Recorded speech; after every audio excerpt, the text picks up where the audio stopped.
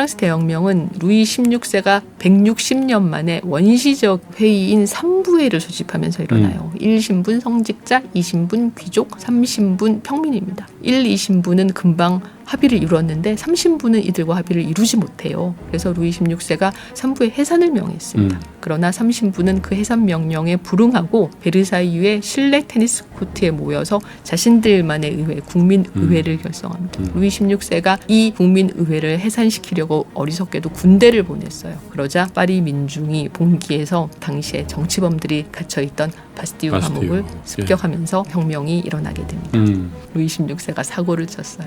남몰래 가족들을 데리고 아내의 친정인 오스트리아로 도망가다가 국경 근처의 바렌이라는 마을에서 잡혔습니다. 예. 근데 이 잡힌 것도 10인승 마차에 이제 시종과 시녀들까지 다 태우고 갔답니다. 그래서 그런 국경의 작은 마을에서 그렇게 커다란 마차가 나타난 적이 없었기 때문에 당시 시민경비대의 검문에 걸렸는데 운 나쁘게도 그 시민경비대원 중에 과거의 왕실 근위대원이었던 인물이 있어서 국왕의 얼굴을 알아봤어요. 그래서 국왕부처는 체포돼서 파리로 압송되고 분노한 이제 파리 민중은 가장 강경파였던 자코뱅파를 지지하기 위해서 1793년 1월과 10월에 루이 16세와 마리 앙뚜아네트를 처형합니다. 자, 3프로TV 시청자 여러분, 그리고 전국에서 또 지구촌 곳곳에서 저희 3프로TV의 콘텐츠를 늘 이렇게 성원해 주시는 우리 투자자 여러분, 잘들 지내셨습니까?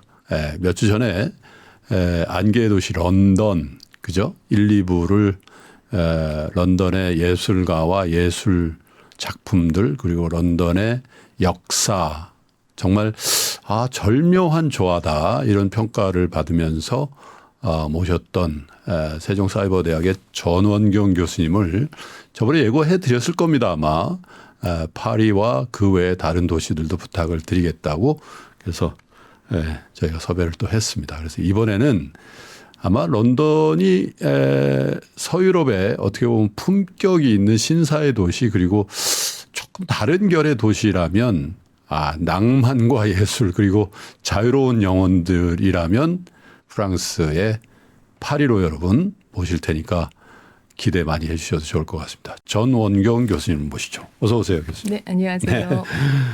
런던의 여운이 아직도 좀 남아있는 것 같습니다. 우리 시청자 여러분들 굉장히 평을 잘 해주셔서 저도 진행자로서 되게 보람이 있었는데, 감사합니다. 교수님 주변에도 보신 분들이 좀 있으시던가요? 네, 근데 제 주변 분들은 다 제 강의를 이렇게 하는 걸 다 아시기 때문에. 그래도 강의하고 또 이런 대담하고는 조금 다르실 수도 있으실 거예요. 카메라가 굉장히 좋은 것 같다. 예쁘게 나왔다. 이런 이야기 하시던데요. 실물이 더 나으십니다. 자, 오늘은 파리로 가볼 텐데요. 네.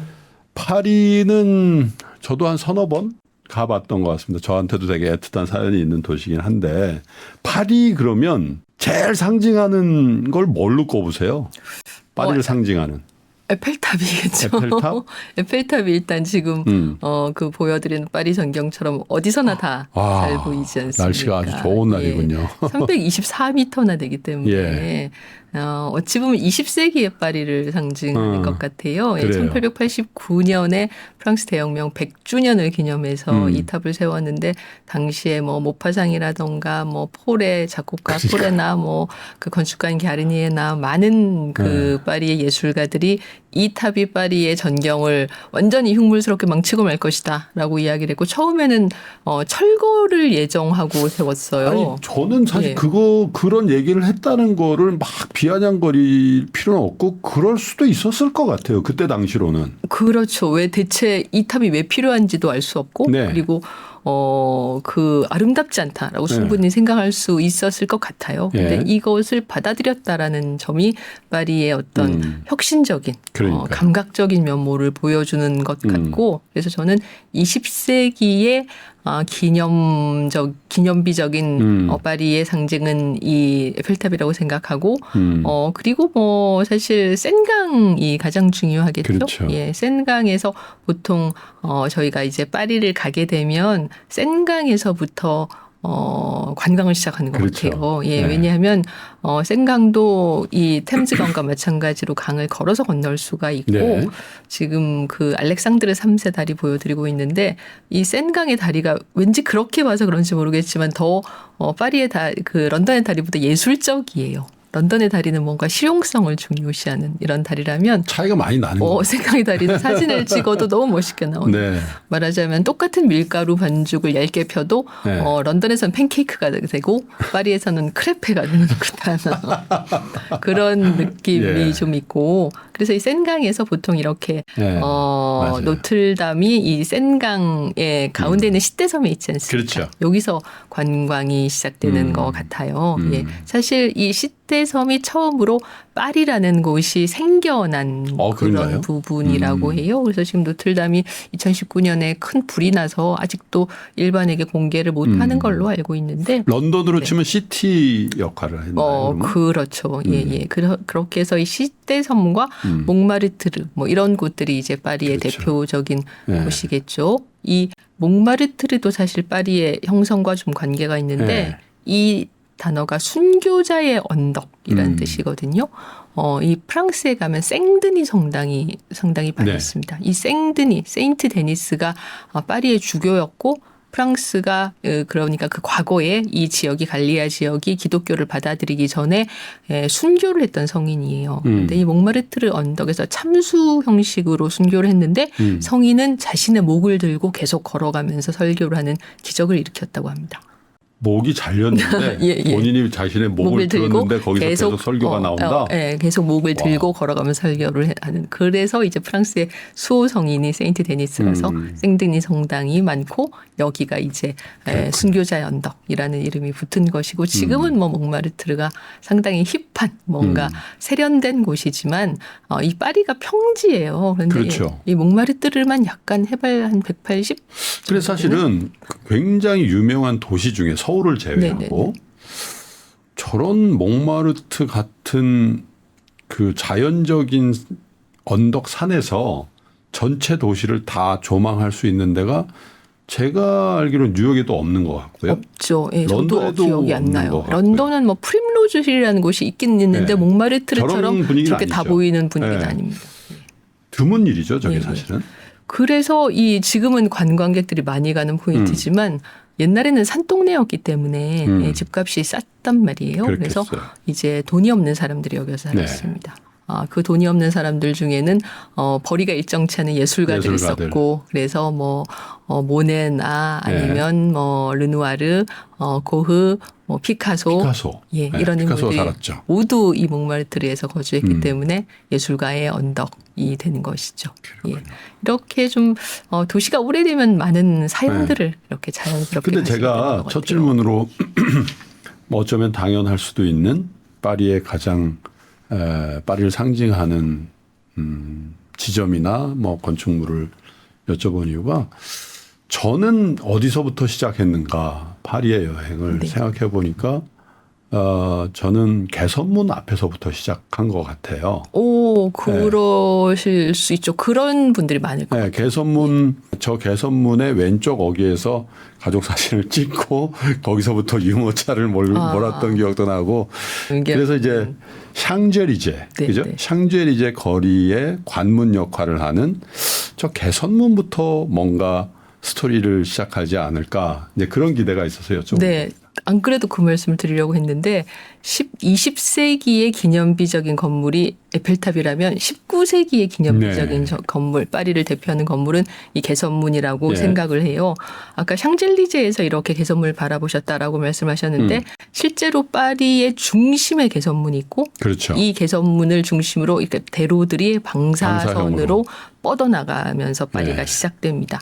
그래서 이 파리 중심가에 개선문이 있기 때문에 누구나 개선문을 다 가게 되고 샹젤리제에서 개선문을 딱 바라보면 문이 너무 커서 놀라게 돼요. 그렇죠. 예, 문이 상당히 장대합니다. 올라갈 수도 있고요. 네, 안에 방도 있고 계단도 있고 막 위에 전망대도 있고 그런데 이 가로가 45m, 세로가 50m의 규모라고 해요. 예, 이 개선문 이 아래에는 그러니까 바닥에는 1차 세계 대전에서 전사한 프랑스 무명 용사들에게 바쳐진 비가 있습니다. 네. 그래서 뭐 프랑스의 국경일이나 아니면 그렇죠. 프랑스의 국빈이 방문하면 이 개선문의 헌화하죠. 명령서에 비해 예. 헌화를 해요. 예. 저도 이 개선문에 대해서 개인적인 기억이 있는데 특히 먼 옛날 제가 이제 처음으로 유럽에 배낭여행을 갔을 때 배낭여행을 가면 많이 걷지 않습니까? 그렇죠. 그래서 이 개선문 밑에 이렇게 문이 크니까 이렇게 그늘이 생기잖아요. 그렇죠. 그래서 그 그늘에 이렇게 그 주저앉았어요. 앉아서 그리고 쉬었던. 아이고 덥다 막 이러면서 가방에서 물도 꺼내 마시고 그 사과를 하나 꺼내서 이렇게 아작하고 먹었습니다. 유럽의 사과들은 좀 작잖아요. 그렇죠. 그래서 간식으로 먹을 수 있는 그런 사이즈인데 그 개선문의 경비원이 저에게 다가오면서 이제 뭐라고 프랑스어로 이야기를 해요. 네. 그런데 이제 해외에 나가면 다들 해외에서 나가 살면은 외국어가 늘 거라고 생각하지만 사실 느는 건 외국어가 아니라 눈치가 늘잖아요. 네. 맞아요. 그래서 프랑스어 못 알아듣지만 바로 그 말을 하는 어떤 그 태도를 보고 여기서 뭔가 음식을 먹는 게 금지돼 있구나라고 생각하고 빠동 그러면서 바로 넣었던 기억이 납니다. 그러니까 그게 왜 그런가 하면 이 무명용사의 비 때문이에요. 예, 그러니까 말하자면 누구나 드나들 수 있지만 경건한 자리고 이 무명용사의 비에는 영원히 꺼지지 않는 불이 저 맞습니다. 위에 지금 타고 있는데 같은 불이 알링턴에 있는 존 F 케네디 대통령의 묘소에도 타고 있습니다. 이 얘기를 아시는 분들도 계실 것 같은데 1960년에 젊은 케네디가 이제 대통령으로 당선이 되고 네. 이듬해에 그러니까 61년에 케네디 대통령 부부가 프랑스의 국빈으로 방문을 네. 했어요. 그래서 당시 이제 샤를 드골 대통령과 함께 여기에 이 개선문에 헌화를 했습니다. 그리고 1963년에 달라스에서 불의의 피격 사고로 케네디 대통령이 사망하죠. 그렇죠. 그래서 국장이 미국에서 열렸고 이번에는 드골 대통령이 국가 조문객 자격으로 미국을 방문해서 자클린 케네디를 2년 만에 만났는데 그때 자클린이 드골 대통령에게 이야기하기를 개선문에서 타고 있던 그 영원히 꺼지지 않는 불을 내 남편의 무덤에서도 타게 하고 싶다라고 부탁을 했답니다. 그래서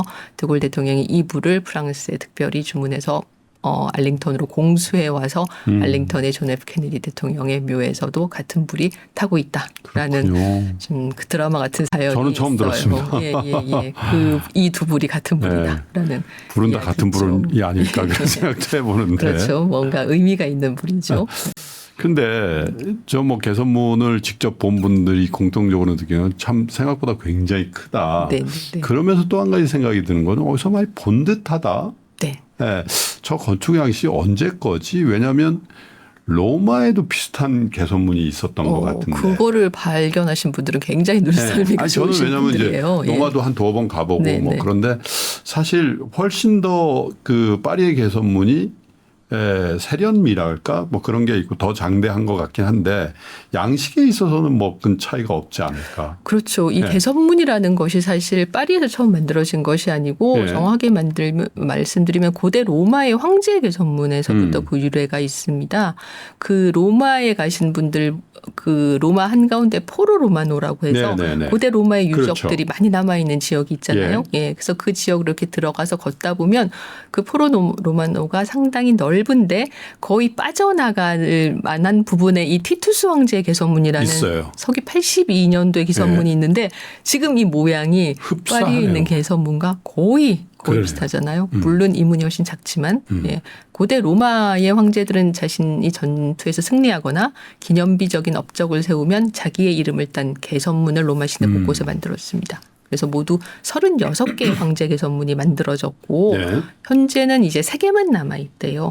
제일 유명한 건 아마 그 콜로세움 바로 옆에 있는 콘스탄티누스 황제의 3개의 아치가 있는 기념 그 개선문일 것 같은데 아무튼 이 티투스 황제의 개선문은 현재 남아있는 3개의 개선문 중에 가장 오래된 개선문입니다.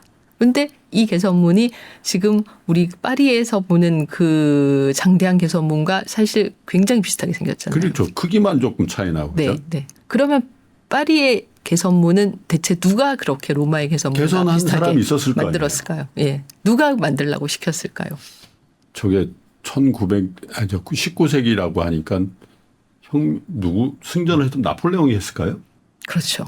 나폴레옹. 나폴레옹이 개선문을 만들라고 시킨 네. 겁니다. 그런데 왜 로마의 개선문을 본따서 만들었을까요? 파리나 프랑스에 있는 유적이 아니라 그리고 하필이면 고대 로마 황제 개선문과 비슷하게 그러나 더 장대하게 만들라고 시킨 이유는 무엇일까? 이제 여기서부터 이야기를 시작해야 될 것 같아요. 재밌을 것 같습니다. 이 개선문의 유래를 말씀을 드리면서 이 나폴레옹이라는 인물은 사실 굉장히 대단한 인물이에요. 그렇죠. 예, 지금 제가 나폴레옹이 건설한 프랑스 제국 지도를 보여드리고 있는데 이제 연한색이 나폴레옹이 점령한 지역입니다. 연한 노란색. 네. 지금 일단 프랑스 이 오각형의 대서양과 지중해를 면하고 있는 굉장히 좋은 땅이 있고 그다음에 스페인이 있고 오늘날의 네덜란드, 벨기에가 있고 컨페더레이션 오브 더 라인이라고 써 있는 오늘날의 독일이 있고 폴란드가 있고 스위스, 오스트리아, 크로아티아가 있고 그러니까 오늘날의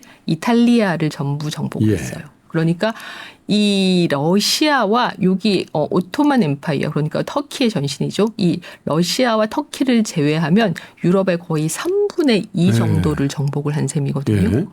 이런 나폴레옹이 이 정도 규모의 프랑스 제국을 만드는데 시간을 얼마나 썼을 것 같으세요? 한 10년? 3년입니다. 3년? 제가 제 군대 생활할 때 다 끝냈네요. 네, 그렇죠. 1807년 정도의 지도예요. 그러니까 나폴레옹은 정말 대단한 인물입니다. 그는 24살에 프랑스의 포병 장교 중이었다가 26살에 준장이 되고 29살에 총사령관이 되고 31살에 종신 통령이 되었다가 34살에 프랑스 황제가 됩니다. 34살에 저희가 뭘 하고 있었다 이런 생각을 해보면 보통 그때까지 굉장히 어떤 시행착오와 흑역사만 반복하기 마련인데 34살에 프랑스 황제가 됐고 45살에 영국군에게 체포된 종신 유배수가 되어서 돌아올 수 없는 귀향길을 떠난 인물이 나폴레옹입니다. 그래서 뭐 이런 영화나 TV나 뭐 소설 등에서 전쟁 영웅의 이야기가 나오는 경우가 가끔 있는데 그 어떤 픽션 속의 전쟁 영웅도 실제 인물이었던 나폴레옹만큼 드라마틱한 인생을 살지는 못했을 것 같아요. 나폴레옹 하면 이제 뭐 워낙 이제 풍운하기도 하고 또 지금 말씀하신 것처럼 초급 장교부터 황제 이르기까지 정말 본인이 다 삶을 개척하면서 이렇게 했다는 측면이 있는데 저의 기억 속에 나폴레옹은요. 제가 중학교 들어가니까 그때는 이제 참고 서류가 있었는데 그중에 이제 교수님은 모르실 거예요. 세대 차이가 많이 나셔서. 완전 정복이라는 거기 보면 알프스를 넘는 딱 나폴레옹이 있는데 불가능은 없다. 그 이야기를 제가 완전 정복 이야기를 제가 먼저 해드리려고 했는데 사실 그 이미지로 나폴레옹을 많이들 기억하시거든요. 사실 그 그림이 굉장히 중요한 그림입니다. 나폴레옹에게도 그 그림이 상당히 중요했고 그의 인생의 전환점을 만든 그림인데 그 완전 정복과 나폴레옹 이야기를 하기 위해서 시간을 조금 더 돌려서 프랑스 대혁명 이전으로 시계를 돌려보겠습니다. 지금 보여드리는 20살의 루이 16세의 초상인데 이 초상을 보면 어떤 생각이 드세요? 글쎄요. 그냥 그 표정에서는 매우 거만한 그리고 조금 그러면서도 좀 황제치고는 좀 나약해 보이는 그런 느낌? 현명하지 않은. 별로 현명한 사람의 얼굴이죠. 저희가 지난 런던 시간에도 계속 말씀을 드렸지만 이런 왕과 왕비의 초상은 실제보다 훨씬 더 젊고 아름답고 현명하게 그려서 보는 사람들, 국민들로 하여금 이 사람이 진짜 하늘이 내린 군주로구나. 하늘이 내린 왕비로구나. 우리가 정말 이 사람에게 충성해야지 라는 생각을 하게 만드는 목적으로 그려졌습니다. 실제와 닮고 안 닮고보다 이게 훨씬 더 중요한 목적인데 그런데도 불구하고 이 정도 얼굴밖에 안 나왔다라는 것은 사실 그가 책을 많이 읽는다던가 뭐 지성적이라던가 그런 인물이 아니라는 저게 최선이군요. 증거라고 봐요. 포토샵을 정말 많이 했는데 이 정도밖에 안 나왔다라는 이야기죠. 잘생기고 못생기고와는 또 다른 문제입니다. 실제로 그의 취미는 사냥과 자물쇠 조립이었다고 해요. 루이 16세가? 그렇지만 그럼에도 불구하고 프랑스인들은 자신들의 군주에 대해서 앙리사세 이후로 깊은 애정을 가지고 있었기 때문에 자신들이 스스로 군주를 끌어내려서 단두대로 보낼 거라고는 생각도 못했습니다. 아무튼 군주는 현명하든 현명하지 못하든 프랑스인들의 사랑을 받고 있었어요. 문제는 누구였나 하면 바로 마리 앙뚜아네트였습니다. 마리 앙뚜아네트는 이제 프랑스인이 아니었죠. 그 오스트리아 그렇죠. 합스부르크 제국의 딸이었습니다. 이 프랑스의 부르봉 왕가와 오스트리아의 합스부르크 왕가는 아주 오랫동안 서로 반목하는 관계였는데 이제 그 당시에 합스부르크가는 거의 서유럽, 그러니까 동유럽과 중부유럽 전부를 지배하고 있는 큰 국가였어요. 그런데 1700년대 한 1730, 40년대부터 북쪽에서 프로이센이라는 군대를 기반으로 하는 강국이 막 커지기 시작했습니다. 그래서 프로이센의 위협을 느낀 부르봉 왕가와 합스부르크 왕가가 우리가 좀 화친을 해야 되겠다라고 이야기를 하고 프랑스의 왕세자와 마리아 테레지아 여황제의 막내 공주 마리아 앙토니아를 결혼시켜요. 막내였군요. 네. 그래서 1770년에 15살의 왕자와 공주가 이제 만났고 마리아 앙토니아는 프랑스로 건너와서 마리 앙투아네트라는 프랑스식 이름을 얻었습니다. 근데 이건 어디까지나 왕각끼리의 어떤 그런 정략 결혼이었고 일반 국민들은 여전히 오스트리아 제국과 합스부르크에 대해서 좋지 않은 생각을 하고 있었기 때문에 뭔가 조금이라도 문제가 있으면 그걸 다 왕비에게 투사했습니다. 왕비가 외교 전략을 오스트리아에게 유리하게 펼쳐서 왕비가 자꾸 왕을 꼬드겨서 뭐 이런 식으로 왕비가 너무 사치해서 이런 식으로 생각을 한 거예요. 네. 빵이 없으면 과자를 먹으면 되잖아 라는 말은 사실 마리 앙투아네트가 한 말이 아니죠. 그녀에 대한 많은 중상모략 중에 하나였습니다. 네. 그리고 사실 이 초상을 보면 뭘 알 수 있냐면 이 마리 앙투아네트가 정치적인 감각이 있는 인물이 아니다라는 점을 알 수가 있어요. 근데 이게 무슨 이야기인가 하면 지금 보여드리는 초상은 루이 15세 그러니까 루이 16세의 할아버지였던 선왕이었던 루이 15세의 공식적인 후궁이라고 해야 되겠죠. 메트레 상티드라는 첩이라고 해야 하나요? 그런 직위가 있었는데 한마디로 이 루이 15세의 사랑을 받았던 퐁파두르 후작 부인입니다. 그녀는 사실상 프랑스의 대신 외교관 역할을 다한 인물이었는데 이 프랑스와 보르세가 그린 후작 부인의 초상을 보면 굉장히 꽃처럼 아름다움. 사실 이때 부인은 30대 중반이었기 때문에 이렇게 예쁘지 않았을 거예요. 그러나 꽃처럼 아름다운 부인이 화려한 드레스를 입고 있고 책을 들고 있네. 네, 책을 들고 있습니다. 그리고 옆에 지금 책상과 펜과 잉크가 있죠. 흔치 않죠, 저게. 자세히 보시면 뒤에 책장도 있습니다. 그러네요. 그녀는 이렇게 아름답고 마치 꽃처럼 그런 영원한 젊음을 가진 여신 같지만 본인이 책을 읽고 본인의 어떤 장서를 가지고 있고 편지를 쓸 수 있는 지성적인 여성인 그러네요. 겁니다.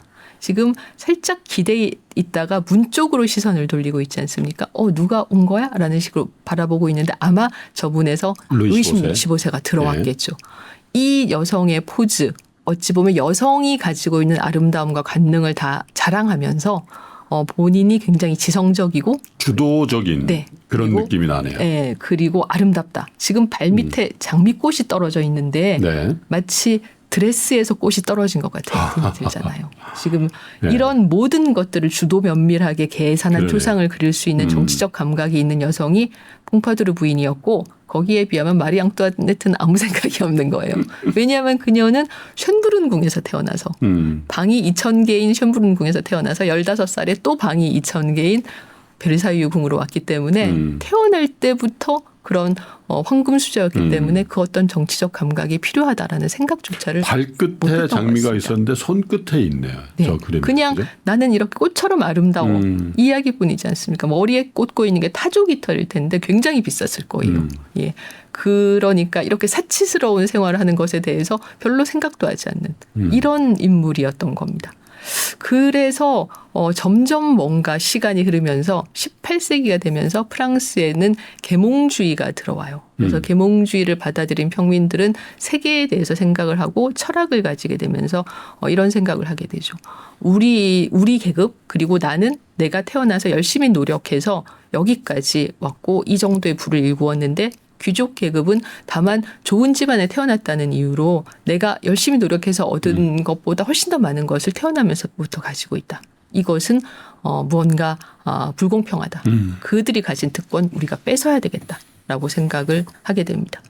그리고 세계사에서 1789년에 프랑스 대혁명이 터졌는데 1776년에 또 중요한 사건이 있죠. 몰라요. 1776년에 미국 독립선언이 있지 않았습니까? 그런가요? 예.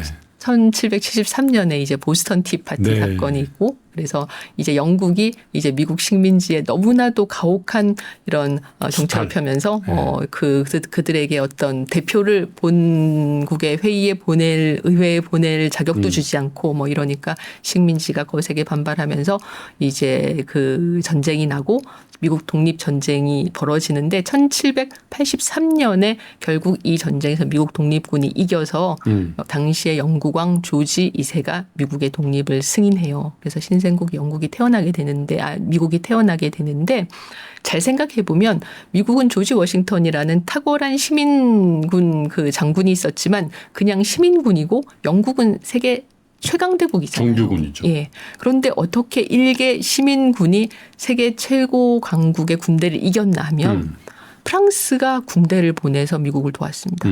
예. 왜냐하면 프랑스 입장에서는 영국이 이 너무나도 좋은 땅덩어리인 미국을 가지고 있는 것보다 잃는 게 더 낫겠다라고 판단을 했어요. 그렇게 해서 영국은 그 결과로 식민지를 잃었고 미국은 독립을 했고 프랑스는 무엇을 얻었나? 프랑스는 막대한 일단 경제적 손실과 일단은 군대를 미국으로 보냈으니까요. 그렇죠. 그리고 자유, 평등, 박애 같은 프랑스 대혁명의 정신이 미국 독립군의 정신이 이 프랑스 지식인 계몽주의를 받아들인 부르주아 계층 사이에 퍼지게 됩니다. 네. 예. 지금 1776년에 벤자민 프랭클린이 영국과 프랑스를 방문했을 당시에 그려진 초상인데 이 당시 프랑스의 지식인들은 이 미국에서 온 벤자민 프랭클린이 악수를 하는 것을 보고 굉장히 놀랐답니다. 왜냐하면 서로가 손을 맞잡는 것은 너와 내가 동등하다.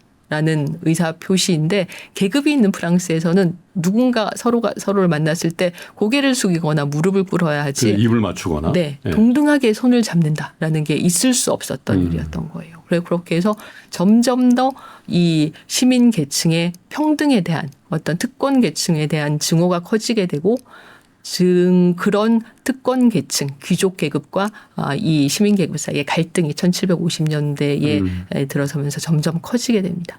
이런 그 두 계층 간의 갈등이 그들이 좋아했던 그림에서도 보이는데 네. 제가 항상 이야기하듯이 모든 예술 작품은 그 당시 시대 정신의 모자이크다라고 얘기하지 않습니까? 그 귀족 계층이 좋아했던 그림은 로코코라고 해서 이런 화풍이에요.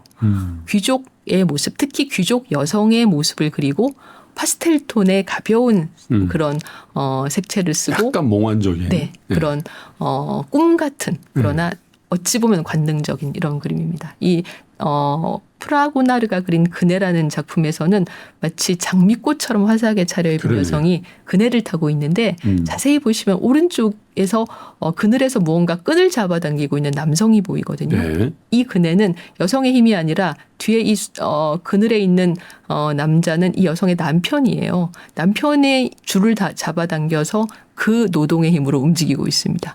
그런데 여성은 자기 남편의 수고에는 아랑곳하지 않고 이 앞쪽에 왼쪽에 풀숲에 숨어 있는 애인이군요. 애인을 희롱하기에 정신이 없어요. 그래서 그네가 앞으로 나갈 때 다리를 벌려서 자기의 치마 속을 애인에게 보여주려고 합니다. 그런데 지금 다리를 너무 많이 벌려서 신고 있는 분홍빛 슬리퍼가 공중으로 슝 날아가고 있는 그림입니다. 아름답지만 사악한 그림이라는 거죠. 한마디로 당시에 이제 철학자인 디드로가 말하기를 진실 외의 모든 것을 다 가지고 있는 그림이다. 진실이 없고 다 있다. 네. 이런 그림을 좋아했다는 것은 귀족들의 생활이 무료했다는 이야기죠. 얼마나 할 일이 없으면 이런 그림을 좋아했겠습니까? 당연히 시민계급은 이런 그림을 좋아하지 않았습니다. 시민계급이 좋아했던 그림. 이거예요. 고전주의 스타일 그림인데 너무 다르죠. 예. 딱 봐도 굉장히 다릅니다. 다르네요. 색감은 굉장히 어둡고 그림 속에 어떤 남성들이 크게 그려져 있습니다. 여성이 아니라 남성이 주인공이죠. 그리고 그림의 시대적 배경이 그 당시 18세기 프랑스가 아니다라는 느낌이 들죠. 로마 시대 같아요. 네, 실제로 이 그림은 고대 로마가 부족 국가였을 당시에 있었던 역사적 사건을 그림으로 그린 겁니다. 로마에게 이웃 국가인 알바 롱가라는 부족 국가가 이제 싸움을 걸었어요. 그래서 두 국가가 전쟁을 하게 됐습니다. 그런데 알바 롱가가 다시 요청합니다. 우리 국가에서 대표적인 가문의 아들들, 당신네 국가에서 대표적인 가문의 아들들이 나와서 그 아들들 간의 결투의 결과로 전쟁의 승패를 대신하자라고 네. 제안해서 로마가 응했습니다. 지금 그렇게 해서 로마의 대표 가문으로 선발된 가문이 호라티우스 가문입니다. 그 호라티우스 가문의 아버지가 아들들에게 칼을 주면서 이기고 돌아오라는 맹세를 받고 있어요. 아들들은 팔을 힘차게 뻗어서 이 아버지의 그 요청에 응하지만 왠지 아버지가 걸친 붉은 망토가 이 아들들이 나가서 흘릴 피처럼 느껴집니다. 로코코 스타일의 그림에서 그림의 주인공이었던 여성들은 지금 뒤에서 무력하게 울고 있는 조연이죠. 실제로 이 호라티우스 가문의 딸들은 그 알바 롱가에서 대표 가문으로 나온 크라티아누스 가문의 아들들과 한 명은 결혼을 했고 한 명은 약혼을 했던 상태입니다. 그래서 이 딸들은 자신들의 오빠들이 이기면 자신들의 남편과 약혼자가 죽고 남편과 약혼자가 이기면 오빠들이 죽는 이런 상황이기 때문에 지금 어찌할 바를 모르고 슬퍼하고 있는 거예요.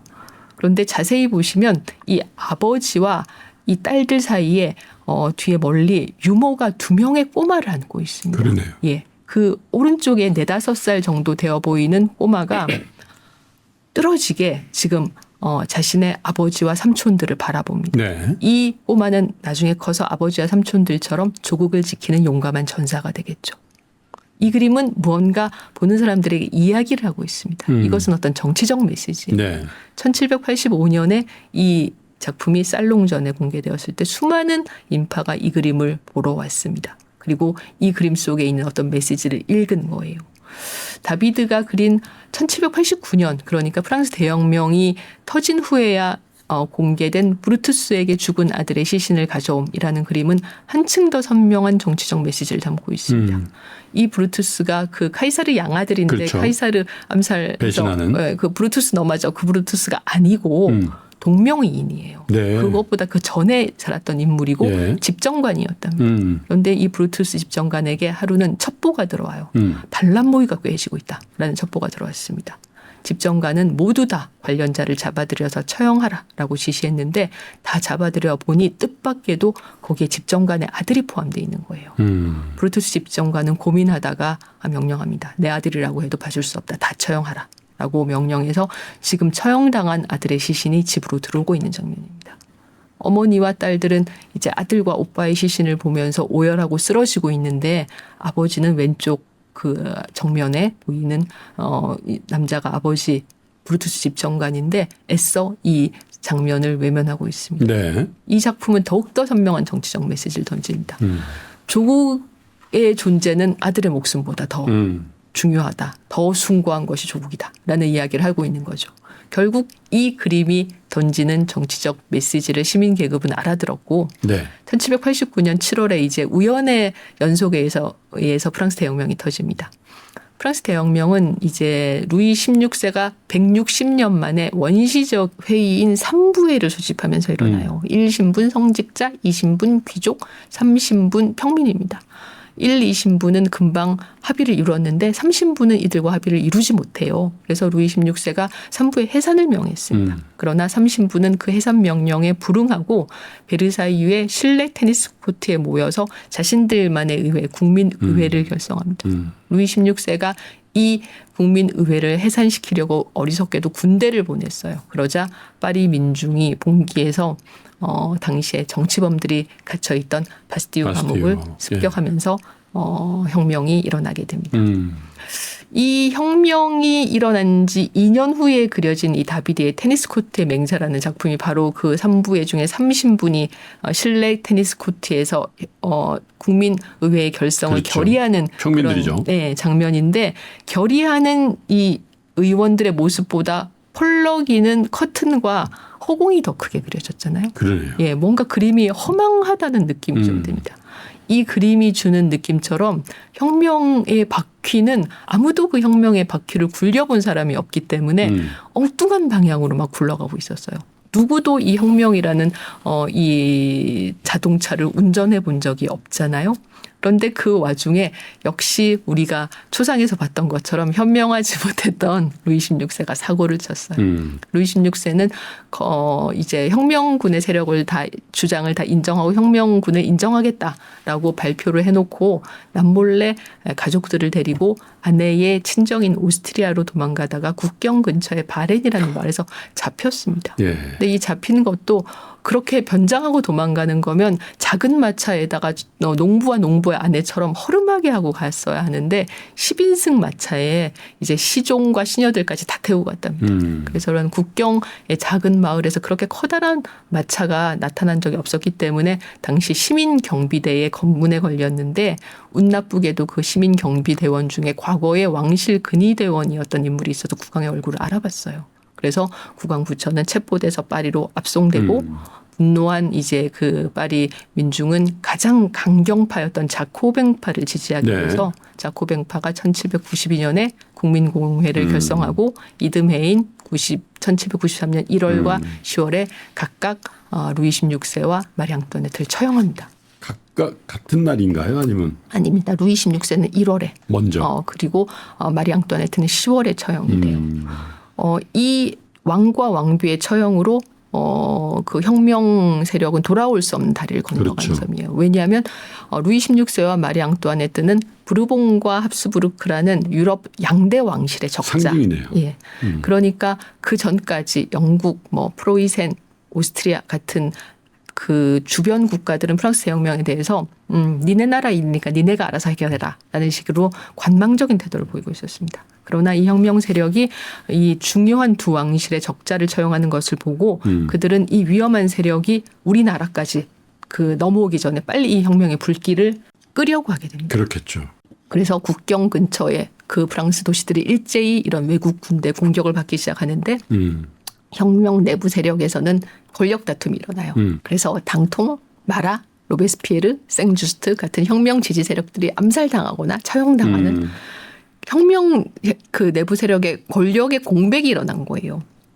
그런 와중에 파리의 치안은 불안정해지고 외국 군대가 일제히 프랑스를 공격하는 와중에 마라라는 중요한 인물이 암살당하는 사건이 벌어집니다. 이 그림은 본 것 같습니다. 네, 이거 유명한 그림인데 이 마라가 누구인가 하면 프랑스 대혁명 당시에 정치 팜플렛을 써서 유명해졌던 인물이에요. 그래서 일종의 언론인이죠. 그래서 높은 인기를 얻고 정계에 진출했는데 막상 정계에 진출해 보니 그 정치 일선의 혼란에 염증을 일으켜서 은퇴를 했어요. 그렇지만 원체 유명한 인물이었기 때문에 마라를 찾아오는 방문객들이 끊이지 않았습니다. 그런데 마라는 이 건선이 피부병이 너무 심해서 지금 그림에서 보시는 것처럼 약물을 푼 욕조에 앉아서 방문객을 맞았대요. 그런데 1793년 7월에 샤를로트 코르데이라는 20대 초반의 젊은 여성이 마라를 찾아왔습니다. 마라는 언제나처럼 그 욕조에 앉아서 그녀가 뭐라고 얘기를 하는 것을 들으면서 이렇게 정치 팜플렛을 쓰고 있었습니다. 자기가 발표할. 그런데 갑자기 코르데이가 뭔가 얘기를 하다가 가슴에서 단도를 꺼내서 마라의 경동맥을 찔렀어요. 그 여성이요? 예. 그녀는 왕당파였던 겁니다. 그래서 그 자리에서 마라는 절명했습니다. 근데 이게 제가 여성을 비하하는 게 아니라 처녀의 아이의 칼에 목욕을 하다가 칼에 맞아 죽었다. 이건 사실 혁명가의 명예로운 죽음이라고 볼 수는 없죠. 그렇죠. 예, 그래서 마라가 생전에 쌓았던 명성까지도 빗발을 듯한 위기에 처하자 혁명 지지자였고 마라의 친구였던 다비드가 다시 나섭니다. 그래서 이 마라의 죽음이라는 그림을 그리게 되는데 지금 이 그림에서 마라의 목과 어깨와 팔의 각도를 한번 잘 보세요. 그리고 예를 들면 이런 그림, 이런 조각, 모두 예수가 비슷한 상태로 목과 팔과 어깨를 이렇게 팔을 내려뜨리고 있죠. 이 작품은 유명한 미켈란젤로의 피에타고 피에타죠. 이 작품은 이탈리아 바로크 화가인 카라바초의 예수의 매장입니다. 그래서 이 그림을 보면서 사람들은 무의식적으로 마라의 죽음을 예수의 죽음 또는 순교자의 죽음이라고 생각하게 됐을 그렇군요. 거예요. 지금 마라가 손에 피가 묻어있는 뭔가 종이를 들고 있는데 이 종이에 뭐라고 써 있나 하면 비굴한 인생처럼 불행한 것은 없다라고 써 있습니다. 마치 마라의 유언처럼 이것은 다비드의 창작이에요. 그 당시에 코르데이에게 칼을 맞을 당시에 마라는 정치 팜플렛을 쓰고 있었습니다. 그러나 그림 속에서 다비드는 마라가 마치 자신의 유언장을 들고 있는 것처럼 묘사한 거예요. 그리고 이 책상과 잉크병과 펜 모두 건박하다 못해서 초라할 지경입니다. 그림의 반 정도를 칠흑 같은 어둠이 덮고 있죠. 이 죽음은 누가 뭐라 해도 숭고한 혁명가의 죽음입니다. 당시에는 TV, 신문, 사진 모두 없었기 때문에 유일한 비주얼 이미지가 그림이었고 그렇죠. 그래서 그림이 가지고 있는 영향력이 상당히 컸어요. 이 그림으로 다비드는 마라의 명예를 회복시켜 줬습니다. 그러나 이런 그림 솜씨로도 죽은 사람을 살릴 수는 없겠죠. 이렇게 해서 마라도 죽고 어떤 국경 근처 프랑스 도시들의 위기 상태가 계속되고 있는 와중에 1793년에 마르세유 옆에 툴롱이라는 중요한 항구가 오스트리아 이탈리아 연합군의 공격으로 함락됩니다. 그때 프랑스군이 이 함락된 툴롱을 수복하기 위해서 군대를 보냈는데 그때 눈부신 활약을 한 인물이 바로 나폴레옹 보나파르트 중이죠. 예. 나폴레옹은 프랑스 출신이 아니잖아요. 그렇죠. 나폴레옹은 코르시카라는 예. 이탈리아 옆에 있는 프랑스 식민지 출신입니다. 그래서 이 코르시카에서 자라다가 7살에 브리엔느 사관학교에 장학생으로 입학하기 위해서 처음으로 이 프랑스 땅을 밟았대요. 그것도 아마 지금으로 치면 그 지역 그 혜택 그런 거 아니었을까? 지역 안배 인재 약간 그런 느낌이죠. 예. 나폴레옹의 아버지는 코르시카에서는 귀족이었지만 그 귀족 자기는 프랑스 본토에서는 인정받지 못했어요. 그러니까 나폴레옹은 귀족이 아니었던 겁니다. 그래서 이 브렌네 사관학교 시절에 나폴레옹은 친구가 없었대요. 왜냐하면 다른 그 동기들은 다 귀족의 자제이기 때문에 이 촌뜨기인 나폴레옹과 놀아주지 않았습니다. 그래서 나폴레옹은 밤마다 이 사관학교의 기숙사에서 책을 읽었어요. 플루타크 영웅전을 읽었답니다. 그리고 졸업하고 포병 장교로 임관했는데 프랑스 대혁명이 터지고 이어서 루이 16세가 처형당했습니다. 그러자 이 프랑스군의 장교들은 모두가 귀족 집안의 자제들이었기 때문에 살기 위해서 해외로 망명하는 부르봉과 왕족들을 다 호위하고 같이 해외로 나가버렸어요. 그러나 나폴레옹은 본인이 귀족이 아니고 왕당파도 아니었기 때문에 그냥 군대에 남아 있었습니다. 그리고 이제 1793년 툴롱 수복전투에 처음으로 실전에 참여했는데 그때까지 본인이 플루타크 영웅전에서 읽었던 전략 전술을 총동원해서 영웅적인 전투력을 발휘해서 이 전투를 승리로 이끌어버린 겁니다. 그리고 장교 공백 상황이었던 프랑스군에서 나폴레옹은 일약 중위에서 준장으로 승진을 하게 되죠. 그러니까 실력이 탁월했던 건 인정. 그런데 층층시야로 대위도 있고 소령도 있고 중령도 있고 막 이랬으면 불가능했을 일을. 그렇죠. 그죠? 예, 시대가 그를 부른 것이다라고 볼 수 있을 것 같습니다. 그렇게 해서 나폴레옹이라는 인물이 등장하고 나폴레옹은 이 이탈리아 오스트리아 연합군이 이 툴롱을 먼저 공격했기 때문에 거기에 대한 책임을 물어서 1796년에 이탈리아 원정을 가요. 이때만 해도 나폴레옹은 탁월한 군인이었지 정치가는 아니었습니다. 그러나 나폴레옹이 그 긴 이탈리아 반도를 싹 다 점령해버렸거든요. 그래서 그때까지 이탈리아는 통일된 국가가 아니라 여러 도시국가들, 나폴리 왕국, 교황청 등이 있었는데 그 이탈리아 그 권력자들이 당황하면서 나폴레옹에게 협상을 하자라고 제안을 하면서 나폴레옹을 협상 테이블에 앉혔어요. 그런데 나폴레옹이 그 협상 테이블에 앉아보니까 맞은편에 교황 비오 6세라던가 아니면 나폴리 왕국의 왕 같은 인물들이 나와 앉거든요. 나폴레옹은 세상이 바뀌었다라는 사실을 그때 느꼈군요. 나폴레옹이 쓴 훗날 쓴 회고록에 보면 뭐라고 써 있냐면 나는 그때 세상이 내 발밑으로 지나가는 것을 느꼈다라고 이야기했습니다. 이렇게 해서 나폴레옹은 군인으로 갔던 이탈리아 원정에서 정치가가 되었습니다. 하기야 그 전쟁을 해서 점령지에 어떻게 보면 지휘관인데 협상을 하러 앉았더니 교황이 나왔더라. 그것도 참. 20대 중반의 그러니까요. 젊은 군인이었던 나폴레옹에게는 엄청난 변화이고 나폴레옹은 명민하게도 그 상황을 즉시 알아차린 것이죠. 그리고 1798년에 이번에는 영국에게 본때를 보여주기 위해서 영국이 점령하고 있는 이집트 원정을 가요. 그래서 이집트 원정도 승리로 이끌고 돌아오는데 그 당시 나폴레옹이 이집트에서 피라밋을 보면서 그 자기가 이끌던 병사들에게 그 유명한 말을 하죠. 제군들 저 피라밋 위에서 4,000년의 역사가 제군들을 내려다보고 있다. 나폴레옹은 말을 대단히 잘했습니다. 그리고 병사의 마음을 사로잡을 줄 아는 인물이었어요. 이 이집트 원정까지 이기고 돌아오니 나폴레옹의 인기는 하늘을 찌르게 됩니다. 그렇겠죠. 그리고 당시에 파리 치안이 불안정했기 때문에 나폴레옹은 파리 치안군 총사령관으로 임명이 돼요. 그리고 나폴레옹은 불안정한 치안을 좀 안정시키기 위해서 파리에 돌아다니고 있던 모든 무기를 압수합니다. 그런데 어느 날 한 소년이 나폴레옹을 찾아와요.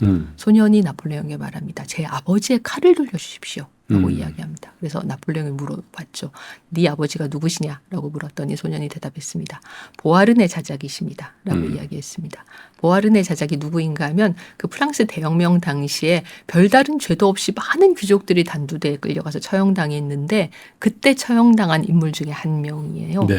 소년이 다시 이야기했습니다. 아버지가 남긴 유일한 유품이 칼이 있는데 이번에 압수당했습니다. 단 하나의 유품이니까 이 유품만 꼭 찾고 싶습니다. 도와주십시오. 라고 이야기를 했어요. 나폴레옹은 감동했죠. 소년의 효심에. 그래서 알겠다. 내가 네 아버지의 칼을 돌려줄 테니 가서 기다려라. 라고 이야기합니다. 며칠 후에 나폴레옹은 정말로 칼을 찾아서 보아르네 자작의 집에 갔어요. 그 자작의 집에는 아름다운 자작의 민망인 조세핀 드 보아르네가 나폴레옹을 기다리고 있었습니다. 조세핀을 본 순간 나폴레옹은 한눈에 사랑에 빠지고 말았어요. 그게 무슨 의도가 있었을까요? 예, 이것은 모두 조세핀의 철저한 계략이었습니다. 예. 조세핀이 누구인가 하면 이 파리에는 당시 이제 왕궁이 없었어요. 예. 왜냐하면 1682년에 루이 14세가 파리 남쪽 한 20-30km 정도 떨어진 곳에 베르사유 궁을 짓지 않았습니까? 그래서 파리에 왕궁이 없는 대신에 아름답고 명민한 귀족 부인들이 자신의 집에 살롱을 열어서 그 살롱이 정보와 사교와 문화의 집산지 역할을 했어요. 조세핀도 그런 살롱의 안주인이어서 조세핀 파리에서 굉장히 유명하고 모르는 사람이 없었습니다. 그러나 그것은 겉으로 보기만 그렇고 조세핀은 남편이 없는 상황에서 2명의 아이를 키워야 했기 때문에 하루하루의 끼니를 걱정해야 하는 처지였어요. 그래서 조세핀은 남자친구는 너무나도 많았기 때문에 보호자로서 남편이 필요했고 그 남편감으로 당시 파리에서 인기를 얻고 있던 젊은 장군 나폴레옹을 점찍은 겁니다. 이 조세핀에게 반한 나폴레옹은 그녀가 자신보다 6살이나 나이가 많고 2아이를 키우고 있고 한 번 결혼했던 처지다라는 점을 모두 다 무시하고 이제 두 사람은 결혼을 했습니다. 그런데 이 두 부부의 비극은 무엇이었나 하면 두 사람이 서로가 서로를 동시에 사랑한 적이 없었어요. 처음에 나폴레옹이 조세핀을 사랑했을 때는 조세핀 나폴레옹을 사랑하지 않았고 나중에 조세핀이 나폴레옹을 필요로 했을 때는 더 이상 나폴레옹이 조세핀을 필요로 하지 않았습니다. 예. 예를 들면 2차 이탈리아 원정을 1800년에 나폴레옹이 갔다 오거든요. 그래서 그 원정에서도 승리하고 파리로 개선했는데 집에 왔는데 조세핀이 없는 거예요. 조세핀은 다른 남자의 집에 가 있었습니다. 자기의 남편이 돌아오는 걸 분명히 알고 있었을 거잖아요. 그런 관계였습니다. 하지만 조세핀이 하나 잘못 생각한 것이 있었어요. 그것은 나폴레옹이 자기가 생각했던 것보다 훨씬 더 대단한 남자라는 점이었죠. 자, 드디어 완전 정복의 그림이 나왔습니다. 맞아요. 저 그림이에요. 네. 이 그림이 왜 그려졌나 하면 2차 이탈리아 원정을 1800년에 나폴레옹이 갔는데 그때 나폴레옹이 알프스를 넘어가요. 그래서 지금 엄청난 눈보라가 막 몰아치고 있는데 백마를 탄 나폴레옹이 얼음장처럼 차가운 얼굴로 붉은 망토를 휘날리고 유명한 이강모를 쓰고 나를 따르라라고 이제 병사들에게 명령하는 그야말로 영웅의 모습이잖아요. 그런데 실제로 나폴레옹이 말을 타고 알프스를 넘었을까요? 말 아니면 뭐 걸어갔을까요? 말은 대단히 겁이 많은 동물입니다. 예, 경마 같은 걸 할 때 보면 말의 눈에 이렇게 눈가리개를 그렇죠. 씌우잖아요. 옆을 보면 말은 겁이 나서 달릴 수가 없습니다. 그 정도로 겁이 많은 동물이 말인데 평지도 아닌 이 눈 덮인 알프스를 넘어갔다. 그러니까요. 이건 말이 안 되죠. 그 옛날에 뭐 한니발은 코끼리도 넘었다고 하니까. 차라리 코끼리가 나겠죠. 나폴레옹은 노새 타고 넘어갔습니다. 네. 그리고 이렇게 나를 따르라고 넘어간 게 아니라 병사들이 다 넘어간 후에 뒤따라갔대요. 지금 이 그림도 폴 들라로슈라는 역사화가가 나폴레옹이 죽은 후에 그린 일종의 그 상상해서 그린 모습이니까 네. 실제로 노새 탄 나폴레옹을 본 건 아니지만 최소한 이 그림이 이 그림보다 훨씬 더 진실에 가까울 겁니다. 그러나 나폴레옹은 이 백마를 타고 알프스를 넘어가는 자신의 모습, 이 모습을 굉장히 좋아했어요. 그래서 다비드는 이 그림을 계속 그리게 돼서 이 그림이 모두 5장이 그려졌습니다. 나폴레옹은 이 그림을 왜 좋아했을까요? 글쎄요. 이제 본인의 어떤 영웅적인 네. 또 황제로서의 어떤 그런 권위 네. 그런 건 이제 국민들에게 맞습니다. 보여주고 이 싶었겠죠. 작품은 그야말로 프랑스를 구하기로 온 구국의 영웅의 모습이잖아요. 뛰어난 장군을 넘어서서 이것은 영웅의 모습입니다. 나폴레옹은 그림이 가지고 있는 역할을 잘 알고 있었고 이제 자신의 야심이 커졌기 때문에 장군을 뛰어넘어서 구국의 영웅으로서 자신을 이미지 메이킹하기 위해서 이 그림을 이용한 것이죠. 정말로 나폴레옹은 종신 통령 자리에 만족하지 못하고 쿠데타를 일으켜서 1804년에 프랑스의 정치 체제를 제정으로 바꾸고 스스로 황제 자리에 올라서 자신을 나폴레옹 1세라고 명명하게 됩니다. 그렇게 되자 이제 조세피는 당황하죠. 왜냐하면 이 당시에 나폴레옹이 34살이었고 조세피의 나이는 40이었습니다. 지금은 사실 뭐 40에 다 아이를 낳지만 40이면 이 당시에는 더 이상 아이를 낳을 수 없는 나이였거든요. 그런데 남편이 뜻밖의 황제가 되어버렸으니 자신은 황후가 됐고 그러면 대를 이을 왕자를 낳게 되잖아요. 그게 이제 자기가 안 될 거라는 사실을 알고 있었습니다. 그래서 나폴레옹은 원래 지금 보여드리는 이 대관식을 어디서 했냐면 노틀담에서 했어요. 원래 전통적으로 프랑스의 국왕들은 랭스 대성당에서 즉위를 했는데 나폴레옹은 자신이 프랑스의 왕이 아니라 황제다라는 것을 보여주기 위해서 일부러 랭스가 아닌 파리의 노틀담에서 대관을 했고 로마에 있던 비오 6세, 여기 앉아있는 인물이 비오 6세인데 네. 이 비오 6세를 반강제로 끌고 와서 대관식에 참석을 시켰습니다. 이것 때문에 위트니스를 시켰군요. 예, 비오 6세가 화병으로 죽었어요. 네. 그런데 그 대관식 전에 조세핀이 비오 6세를 만나서 고백했습니다. 사실 저희 부부는 성당에서는 아직 결혼식을 올리지 않았다라고 얘기를 했어요. 그래서 이제 비오 6세는 안 그래도 기분이 나쁜데 막 노발대발한 겁니다. 그러면 아직 그 성당 결혼식도 하지 않았으니까 정식으로 부부가 아닌데 무슨 황제황, 네, 그렇죠. 사실혼이죠. 나는 이 대관식 참석 못한다. 나는 돌아가겠다라고 이야기했습니다. 그래서 비오 6세의 심기를 좀 가라앉히기 위해서 대관식 전날 나폴레옹은 급히 페슈추기경의 집전으로 조세핀과 성당에서 결혼을 했습니다. 성당에서 그러니까 카톨릭에서는 결혼하면 이혼을 못하게 하잖아요. 그렇죠. 그러니까 조세핀은 이런 방법으로 자신과 이혼을 못하도록 나폴레옹을 올가맨 것이죠. 1차전은 나폴레옹의 승리로 조세핀의 승리로 끝난 것이죠. 지금 이 그림은 어떤 장면인가 하면 실제로 나폴레옹은 이렇게 했답니다. 이 무릎을 꿇은 나폴레옹에게 비오 6세가 축성한 왕관을 얹어주려고 했는데 나폴레옹은 벌떡 일어나서 그 왕관을 교황의 손에서 뺏어서 본인이 직접 자기의 머리에 썼어요. 그리고 황후의 관을 지금 무릎 꿇은 조세핀에게 나폴레옹이 막 얹어주려고 하는 장면입니다. 지금 무릎 꿇고 있는 여성이 조세핀인데 나이가 한 18살 정도로 보이죠. 그러네. 당시에 40인 여성인데 이것도 조세핀이 다비드에게 젊게 그리라고 지시했을 겁니다. 이 대관식 장면도 나폴레옹의 마음에 들었습니다. 그래서 나폴레옹은 다비드에게 이거 한 장 더 그리라고 지시합니다. 그래서 이 그림이 지금 프랑스 루브르 박물관에도 있고 베르사유 유궁에도 있습니다. 아, 그렇군요. 똑같습니까? 네, 거의 똑같습니다. 두 장이 있는 것이죠. 루브르에서는 본 기억이 있어요. 네. 그 그림이 크죠. 상당히 크죠. 네. 그러네요. 나폴레옹의 연상연하 커플의 전통은 지금 대통령이 마크롱에도 이어졌다. 물론 나이 차이가 그보다 훨씬 더 많이 보면 나지만 6살 차이는 아무것도 아니다라는 생각이 좀 드네요. 네. 아무튼 이렇게 해서 나폴레옹은 프랑스 황제가 됐습니다. 네. 그런데 문제는 그에게 프랑스 황제가 될 정당성이 있나? 사실 그는 프랑스의 귀족조차도 아니잖아요.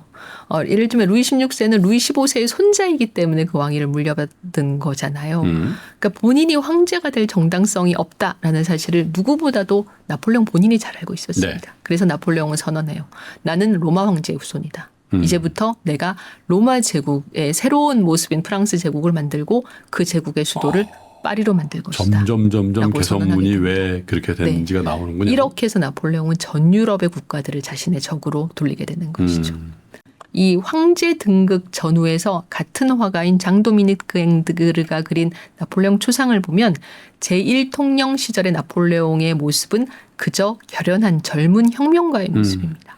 그러나 황제로 등극한 후에 황제관을 쓴 나폴레옹의 모습을 보면 나폴레옹은 옥좌에 앉아서 그 왕호를 높이 치켜들고 얼음장 같은 무표정으로 앉아 있는데 이 나폴레옹의 표정과 포즈는 고대 로마의 황제 조각상들과 대단히 유사합니다. 그러네요. 저기 앉아 있으나 손의 모양이라든지 그 전체적인 구도가 굉장히 흡사하네요. 네, 이 지금 황제 조각상이 옥타비아누스 그러니까 카이사르의 양아들이고 악티움 회전에서 안토니우스를 이겨서 프린캡스라는 칭호를 받은 예. 초대 황제 조각상이거든요. 근데 정말로 그림과 조각이다라는 차이가 있을 뿐이지 상당히 엇비슷한 분이잖아요.